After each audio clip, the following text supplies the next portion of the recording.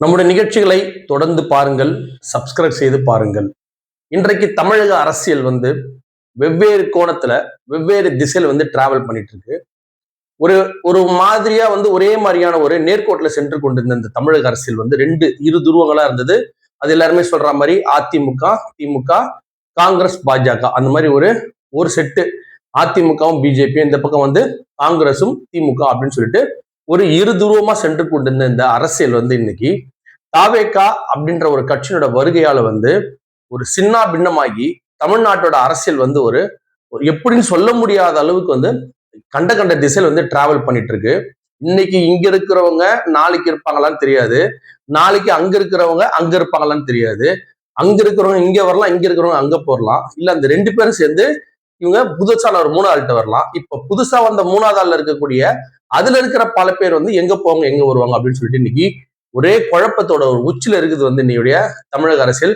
எல்லாருமே செட்டில் ஆயிடுச்சுன்னு நினைக்கக்கூடியவர்கள் அரசியல் தெரியாதவர்கள் என்ன பண்ணுவாங்கன்னா, எல்லாமே செட்டில் ஆயிடுச்சு, தாவேக்கா இப்ப ஆட்சி நடத்திட்டு இருக்கு, தொடர்ந்து அப்படியே போயிட்டு இருக்க போகுது அப்படின்ற ஒரு ஒரு நினைவு உள்ளவர்கள் என்ன பண்றாங்க, அந்த மாதிரியான ஒரு கற்பனையில் இருப்பாங்க. ஆனா அந்த அரசியல்வாதிகள் எந்த எந்த அரசியல்வாதியும் யாருமே அந்த ஒரு கண்ணோட்டத்துல இல்ல. ஒரு ஒரு நாளும் அரசியல் செய்திகள் ஏன் இந்த மாதிரி ஒரு பகீர் பகீர் கிளப்புது, ஏன் இந்த மாதிரி ஒரு சூடு பிடிச்சி சுத்துது அப்படின்னு சொன்னா, விஷயம் என்ன அப்படின்னா, எந்த கட்சிக்குமே தனி மெஜாரிட்டி இல்ல.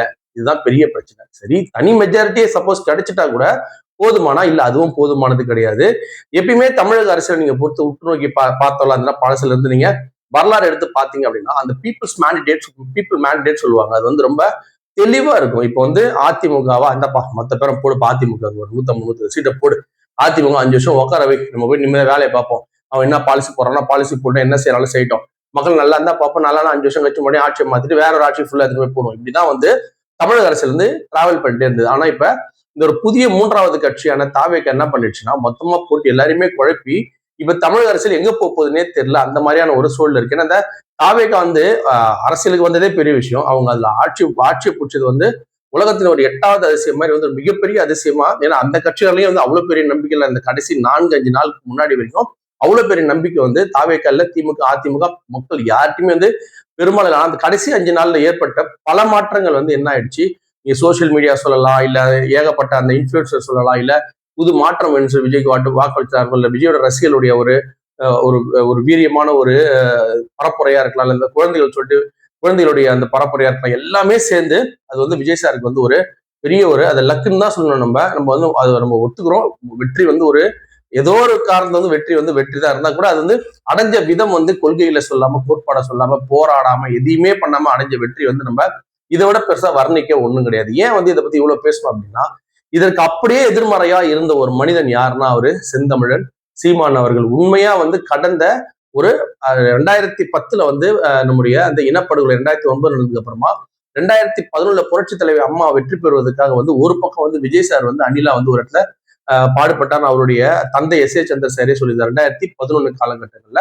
இது விஜய் சாருடைய அந்த சில மக்கள் இயக்கங்கள்லாம் அப்போ திரு அம்மா செல்வி அம்மா ஜெயலலிதாவுக்கு கொஞ்சம் உதவிகரமா சில இடத்துல நடந்தது உண்மைதான். திரு எஸ்.ஏ. சந்திரசேகர் ஓப்பனா அனௌன்ஸ் பண்ணி தான் அப்ப அதிமுக சப்போர்ட் பண்ணி அந்த மக்கள் இயக்கத்துல அப்போ நம்ம எஸ்எஸ்சி தான் பெரிய லெவல்ல இருந்தார். அப்போ புஷி ஆனதுல அவ்வளவு பெரிய ஆள் கிடையாது. அப்போ எஸ்எஸ்சி அந்த மாதிரி திரு எஸ்எஸ்சி அவர்கள் ஒரு ஆதரவை தெரிவிச்சு திமுக அதிமுகல அம்மா வெற்றி பெறுவதற்கு ஏதோ ஒரு இடத்துல காரணமா இருந்தாங்க. வெற்றி அடைஞ்சோன்னு அவர் நாங்க அணிலா இருந்து பாடுபட்டோம் சொல்லி சொன்னாரு. அதான் இப்ப அவங்க அணில் கூட சொல்றது அதனாலதான் சொல்றாங்க. அதே போல இன்னொரு பக்கம் அதே அதிமுக வெற்றி பெற உழைத்த ஒரு முக்கியமானவர் யாருன்னா திரு சீமான் அவர்கள். அவர் அது கூட்டணியா உழைக்கல. அப்போ அம்மாவோட 2009 காலகட்டத்துக்கு முன்னாடி வரைக்கும் பாத்தீங்கன்னா புரட்சி தலைவர் அம்மா நம்மளுடைய விடுதலை புலிகள் ஒரு எதிரான ஒரு எண்ணம் கொண்டவர். 1991 நம்முடைய முன்னாள் பாரத பிரதமர் திரு ராஜீவ்காந்தி, திரு ராஜீவ்காந்தி இறந்ததப்ப அவங்க அப்பதான் ரொம்ப ரெண்டு கட்சி ரெண்டு சிநேகிதமா இருந்த நேரம் அது. அப்பத்துல இருந்து 1991 சற்றேற குறைய ஒரு 19-18 வருஷமா பாத்தீங்க அப்படின்னா நம்முடைய விடுதலை புலிகளை அவங்க எதிரி இயக்கமாவே எண்ணிக்கை செயல்பட்டு இருந்தாங்க.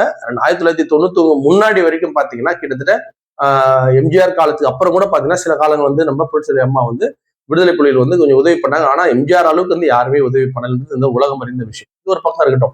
அப்ப இவருமே திரு சீமான் அவர்களுமே 2009 இந்த இனப்படுகொலைக்கு அப்புறமா பாத்தீங்கன்னா மறுபடியும் வந்து காங்கிரஸ் வந்து ஜெயிச்சிச்சு. அப்போ அவர் மறுபடியும் தமிழ்நாட்டிலே வந்து காங்கிரஸ் ஜெயிச்சிச்சு அப்படின்னா அப்ப காங்கிரஸ் இதெல்லாம் சரியா இருக்கும் அப்படின்ற ஒரு காரணத்தினால என்ன பண்றாங்க, அப்ப காங்கிரஸ் திமுக வந்து கூட்டணி. அப்ப நம்ம புரட்சி தலைவி அம்மாவுக்கு வந்து என்ன பண்றாங்க, நம்மளுடைய செந்தமிழன் சீமான் வந்து அவர் வந்து தேர்தல் பிரச்சாரம் பண்றாரு. அப்போ வந்து அவருடைய தேர்தல் பிரச்சாரம் வந்து ரொம்ப வந்து ஒரு ஒரு மக்களால வரவேற்கப்பட்ட ஒரு தேர்தல் பிரச்சாரம். அந்த நேரம் 2011 காலகட்டத்தை பாத்தீங்கன்னா ரொம்ப ஒரு பக்கம் பார்த்தா வடிவேலு ஒரு பக்கம் பேசிட்டு இருப்பாரு, இந்த பக்கம் பார்த்தா திரு விஜயகாந்த், இந்த பக்கம் பார்த்தா சீமான், அங்க பார்த்தா நம்ம விஜயனுடைய மக்கள் இயக்கம் சொல்லிட்டு ஒரு ஒரு மாதிரியான ஒரு காலகட்டம் அது. ஆனா அந்த நேரத்துல வந்து திரு சீமான் அவர்களை பத்தி நம்ம பேசுறதால அந்த நேரத்துல வந்து புரட்சி தலைவி அம்மாவுக்கு அவர் வந்து வெற்றி பெற ஏதோ கொஞ்சம் அவருடைய பேச்சு திறனால வந்து கொஞ்சம் அவர், ஏன்னா அப்ப வந்து 2011 அம்மா வந்து ஒரு மிகப்பெரிய வெற்றி அடைஞ்சாங்க. ஆனா அப்போ திரு சீமான் அவர்கள் தன்னால முயன்ற ஒரு துணையை வந்து அந்த நேரத்துல வந்து அவர் திரு செல்வி அம்மா ஜெயலலிதா வந்து பண்ணியிருந்தார்.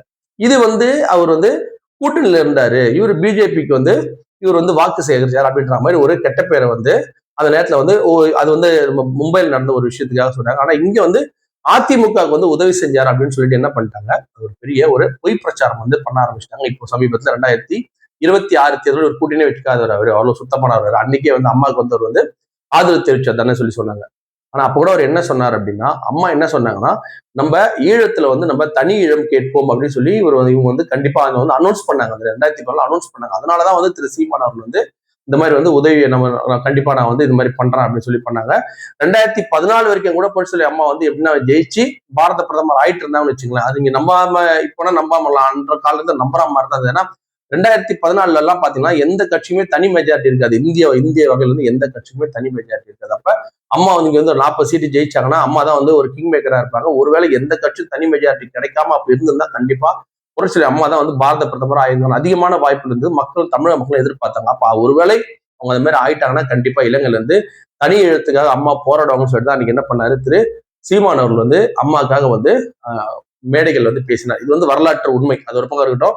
ஆனா 2016 அந்த சட்டமன்ற தேர்தலில் இருந்து திரு சீமான் வந்து தன்னுடைய இயக்கத்தை வந்து கட்சியா ஆரம்பிச்சு 2016 இருந்து 2026 வரைக்கும் சற்றேறக்குறைய 10 வருடம் வந்து அவர் என்ன பண்றாரு, தொடர்ந்து இந்த அரசியல் களத்துல ஒரு கட்சியா நின்று போராட்டு இருக்காரு. இப்ப நம்ம 2026 வந்துட்டோம். இப்ப 2026 வரைக்கும் வந்து பாத்தீங்கன்னா 2024 நாடாளுமன்ற தேர்தலில் 8.0% வாங்கி தனி கட்சி அப்படின்ற ஒரு அங்கீகாரத்தை வந்து பெற்றது வந்து அந்த 2024 காலகட்டத்துல மிக அதிகமாக இந்திய முழுவதும் பேசப்பட்ட ஒரு கட்சி எது அப்படின்னா அது நாம் தமிழர் கட்சி தான். ஏன்னா தன்னந்தனியா ஒரு மனுஷன் நிக்கிறான், வெல்றான், ஜெயிக்கிறான் அப்படின்ற மாதிரி வெற்றி பெறலாம். எம்எல்ஏ சீட்டு எம்பி சீட்டு ஆகலனா கூட இத்தனை சதவீத வாக்குகள் வந்து தமிழக மக்கள் போட்டிருக்காங்கன்னு சொல்லி இந்தியா ஃபுல்லா வந்து ரொம்ப அவர் வந்து பெருமையா பேச வேண்டிய ஒரு சூழல்ல வராரு திரு சீமான் அவர்கள். ஆனா இப்ப 2026 வந்துச்சு, 2026 அப்படியே அது வயசு வருஷாவா மாறி கிட்டத்தட்ட அந்த 8% அப்படியே 4% வாக்குகள் குறைஞ்சிச்சு.